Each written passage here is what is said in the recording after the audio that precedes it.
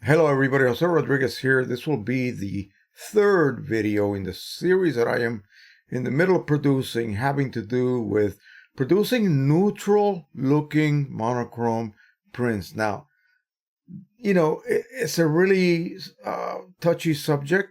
If you can produce a neutral monochrome print of a converted to monochrome, or what people call black and white image, then at the same time, that means you can also produce a neutral color print. It's just that when you print bright color images, it's very difficult to tell whether you have a slight leaning toward one color or the other. In other words, a very slight, almost imperceptible color shift that you will only see when you print a monochrome or black and white print. Let me take you over to Lightroom and let me show you why I highly recommend Lightroom for photographers, because really it is probably the best tool out there to develop, if you will, your images. And I hope every one of you is shooting in RAW. That'll give you the greatest latitude as far as what you can do with those images. So let's run over to Lightroom right now and let's get started. All right, so as you can see, I have Lightroom open and I have an image that I shot at the Antietam battlefield in Maryland, Sharpsburg, Maryland. And you can see it is just simply falling on itself. Now, this is the raw image. As you see right here in my normal so-called develop module here, everything is set at 0. So basically, no adjustments have been made. This is the raw file being opened and displayed without having to convert it to some other format like you have to do when you use Photoshop. That's why I prefer Lightroom. Be aware that every change that you make, every slight edit, will be recorded in a sort of a history of events, and you can go back and access any one particular step. It's pretty much something that you can do regardless of how many slight edits you perform on that image. And if you were to just basically close the application, say it crashes on you, you will not lose your very last edit. You'll be able to immediately jump right in by restarting or even rebooting your computer, restarting Lightroom, and you will be where you left off when you had that problem. Or if you decided to quit for the evening, you will be able to continue to edit your images where you left off. So the goal here is to be able to take something like this and possibly change it into something like this. Notice how much more dramatic that looks from this to that. The sky just has a ton more character. Notice the color of the sky is a very strong cyan. People think the sky is blue, but really the sky is cyan. If the sky was blue, it would look more purple than anything else. So anyway, here we go. This is our goal. We're going to try to achieve this as close as we can. But I'm going to take you through the steps that I go through to make sure, as someone asked me earlier, they wanted to make sure that their raw images would have a complete dynamic range from 000 black, or just maybe 111, to possibly 254 3 times. 255 being no detail whatsoever.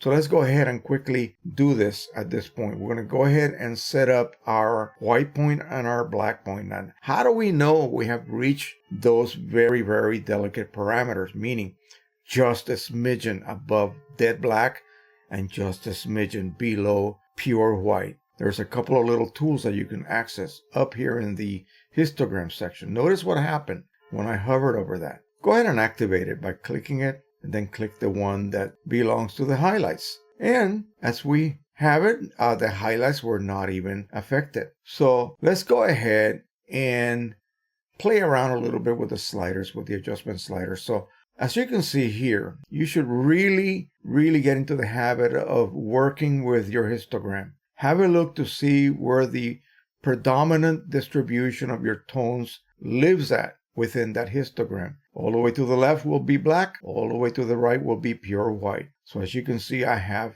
a couple of peaks, 3 peaks, and they all sort of live right around the central portion of the histogram, which is really great. This is what we need. Another way that you can actually check whether you have any kind of blown highlights or anything beyond black. In other words, imagine this far in as being a cliff, and if you continue to the left, you're going to fall off that cliff. The same thing as the right side or the pure white side. Pure white would be the edge of that cliff, and if you continue off, you will end up going down the white precipice. We don't want to do that. We want to stay within the edges of that high plateau with 2 cliffs at either end. I hope you understand that little analogy of mine. So the first thing that we could do, on your keyboard, hit Alt, and then we're going to adjust that black point, remember? So we're going to grab that black slider, and notice what happened when you hit Alt. It immediately gave you that warning. So we're going to run over to the right until we get the most we can get out of that.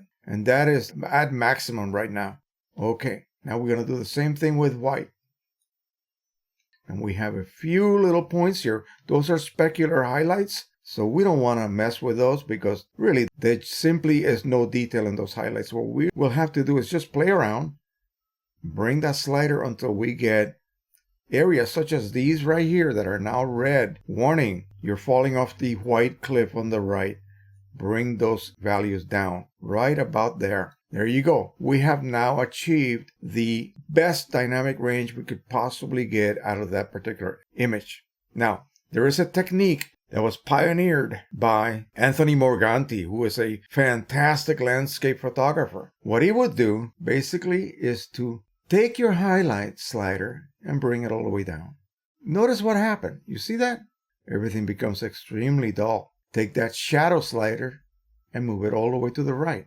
And now you have artificially basically maximized the amount of detail on the highlights and the amount of detail available within that image itself, that raw image in the shadow areas. That all depended on how accurate your exposure was. Ours was pretty good here because as we saw earlier in the untampered raw depiction of that image, we had most of our tonalities smack on the central portion of the histogram. So now we're going to go ahead and repeat that operation with the Alt key. Depress the Alt key and we will set our black point right about there. As soon as you get something disappear right there too much, and here it is almost gone. Click on that and we'll set the white point as exactly the same operation until we get, notice that we're not even getting those specular highlights anymore. We have brought them down to a more respectable level. So everything is under 255 and above 000. And probably by just a couple of points above or below. So now we can go ahead and play around with our central tonalities. And again, you can do this in color or you can do that in black and white. So you can go ahead and increase the contrast if you want. You can go ahead and manually adjust zones of your histogram by simply hovering over the histogram itself. Grab the central portion and move it. When you do that, of course, you're going to push this area beyond that white cliff. As you can see, things are beginning to block up right here. Well, bring it back down until they do not block any longer. All right, now I want to bring the attention of the viewer to these two structures here. So we have the sky pretty much where we want it to be as far as density. Remember, we're going to convert this to a black and white or monochrome image, so it's not going to have color. You're not going to be able to tell whether this is a brighter color than this one here. We will not even know what color the barn is. We'll assume that it is gray because most barns aren't gray, but it could be red. So we're going to go ahead and put a little accent on the bottom lawn, this grassy section here. We're just going to go ahead and grab right here a brush. And as you can see, when I turn my mouse wheel, I can adjust the diameter of the brush. We have a pretty wide feather. The outer ring is the feather or the edge of the brush, and the central portion is the strongest part, and then the in-between zones are where the feathering takes place. So we're going to go ahead and decrease the exposure just slightly. And I'm going to paint right across here, just like that. I did not darken it a lot, okay? I could lighten that, of course. I did not darken it a lot. I just basically wanted to see what the effect is. I want to increase the contrast on that area there as well. And here I need to lighten this a little bit. So I'm going to click on the brush and then create a second brush. We're going to set this back to 0 by clicking on the effects button. And then we're going to go ahead and brush around here, reduce the size of the brush a bit, and brush right around the roof. Maybe here a little bit. So now when I apply an adjustment, notice it's only going to affect the areas that I brushed over. Now, as you can see, I got the barn now where I want it, but I got a couple of highlights that are a little bit blown. So we're going to go ahead and reduce the highlights on that set of brushes, maybe even the white point. There we go. We now have a density that has enough detail, but not blown over. So I adjusted the exposure again because I brought down my highlights. And I think we're ready to convert this to a black and white or monochrome. Let's go ahead and close that. So simply what I did was very, very easy process. Again, follow that technique by Anthony Morganti. It really does work. Not so good for people, folks. It only is designed for landscape type photography. Now, what we have to do at this point is we're going to add a little clarity. And clarity basically is not a sharpening per se. It just makes edges that have a contrast a little bit more intense and more visible. We're going to add a little vibrance. And again, vibrance will affect all colors except for flesh tones. So basically great for monochrome. So this is ready to be printed in color if I had wished to print it in color. But what we're going to do is convert this to a monochrome. Okay, so I do not want to convert my original file to a monochrome. I want to convert a copy of it. So I'm going to right click and create a virtual copy. Boom. So this is the copy we're going to be working from. This is the original and this is the copy. And here's the one that I originally worked on and printed, by the way. So we'll go ahead and turn this into as close as we can, or maybe another interpretation of this image. So here we go. Come over to the top of your develop module, your basic one. And on the right side, just click. Big difference between this and that. So let's go ahead and get started. What you can do that you really cannot do in many other tools is to individually adjust colors, because now we have nothing but gray tones. Now, if you like what you see right here, then by all means, go ahead and print it. But if you want to change some of the colors, and we don't have a lot of colors to work with here, pretty much subdued barn colors, and simply the brightest color was that sky and the grass. So say you want to change the density of this grassy area. Now, what I'm going to have to do before I start to demonstrate any of these operations is to basically turn my little lower right window off so that you can have access to all of this stuff here. All right, so we're going to begin to adjust some of the individual shades of gray, which represent actual colors on the original image. So for instance, the sky, we want to darken that sky and make it a lot more interesting, dramatic, if you will. So simply you're going to go to the black and white tab here and click on it. And I've already played around a little bit with this. And as you can see, if I adjust the yellow, I'm going to adjust the areas of the grass and some of the areas here.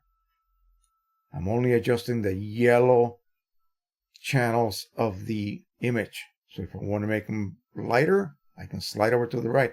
Actually, that's not bad. That gives me a little bit more detail here in this region. But I want to bring down the grass tones a bit. So I'm going to go ahead and move the slider to the left. And again, that's only affecting the colors represented by these sliders. If I had red, then I would choose the red slider. Now we have a cyan blue, so I'm going to go ahead and look for something that comes close to cyan. And simply, they're using common names for colors, so aqua, maybe. And no, that's only affecting that area there. We'll keep it bright. Blue, I guess people think blue is cyan, but it's not. All right, so as you can see, I am really affecting the sky now. And that makes it look so dramatic. It's almost like in the days of film, you use filtration to make a blue sky, a deep blue sky, very dramatic against some clouds. I wish we had some clouds that day.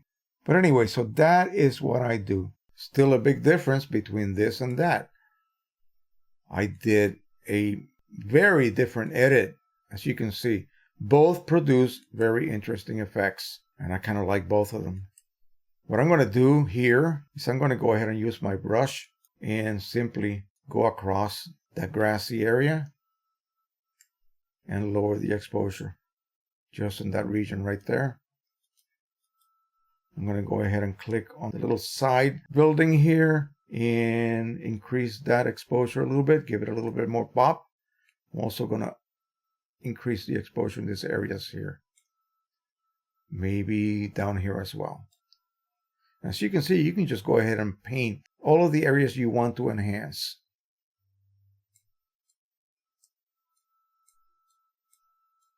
Bingo. Even the trees. It only really affects the little highlighted areas of the twigs. And at that point, you are ready to print. Let's just call it a day. You want to print this because I don't want to lengthen this video too much longer. So we're going to go ahead and apply some output sharpening. Let's close some of these tabs, keep us from becoming confused. We'll go over to the Detail tab. We can see what we're affecting here. Click on the image so that you enlarge it. And then we're going to go ahead and apply some sharpening. So let's find some areas that have a lot of contrast, because that's what we want to be able to see. And simply add an amount of sharpening. This is your radius adjustment. This is how many pixels in between a dark and a bright edge will it affect. So I keep it about 1 pixel. And if we apply a lot of sharpening, you see that it gets a little crusty looking. Well, the truth of the matter is that even though it looks a little crusty looking on the computer screen, that will not be the case on print.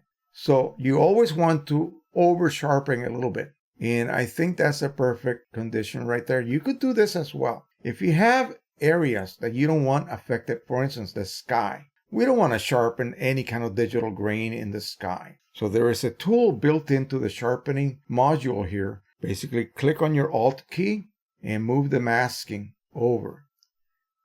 And notice that the sky is bright. We're going to move it over to the right until we stop affecting the sky. We only want to affect everything else that's not the sky. And if you only want to affect the main edges, you can adjust that mask back and forth until you see edges depicted on areas that you would consider sharpening, such as that. Let go of the Alt key. Now you can crank that sharpening all the way to the top. You will not affect the sky. The sky stays nice and smooth. We have a little area there that's a little bit blown. I'm going to bring that down simply by adjusting the area on the histogram. That'll be all the way over to the highlighted area. And as you can see, we just did it without having to access any of the tools in the basic section. And we are done. Let's see what that looks like. Take a look at this now. See where the histogram now lies? The majority of the tones that really represents this whole sky area here is now dark. You may want to bring the central area a little bit higher. Boom. Now we're ready. Nothing is blown. I'll turn the warnings on and off. Nothing is red. Something's a little bit black right there. But you know what? Those are areas that should be black. If you still want a little bit of detail there or not a pure black, then go ahead and adjust your black point until it goes away, like right there. And you're ready to print. Go to your print module.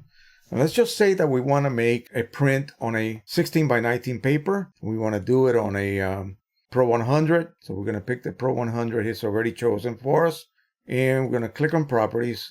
We'll do it on Pro Luster. And we will choose 13 by 19, which is A3+. You can print through the driver itself. We'll go ahead and do that. No big deal. We'll click on that twice. Matching ICM. What does that do? As I said in my previous videos, choosing ICM will match this paper to its correct profile. This only works, folks, as long as you're using Canon papers.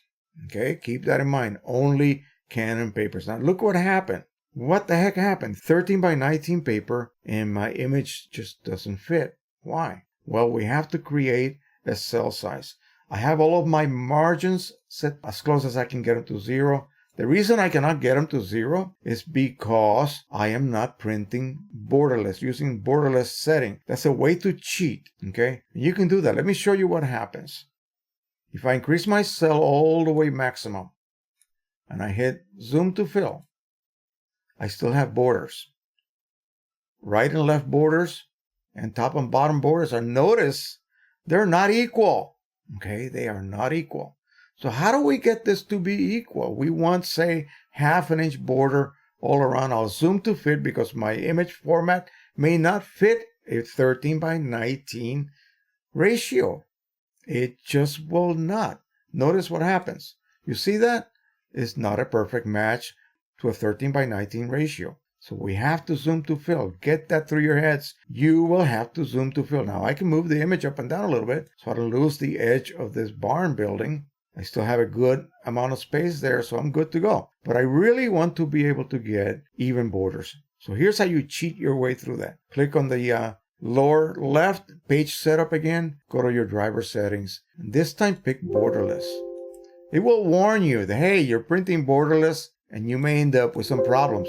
Take a look at this. You have selected borderless printing. The document to be printed is enlarged so that it slightly extends off the paper. Print quality may deteriorate or the sheet may be stained at the top and bottom depending on the type of media used.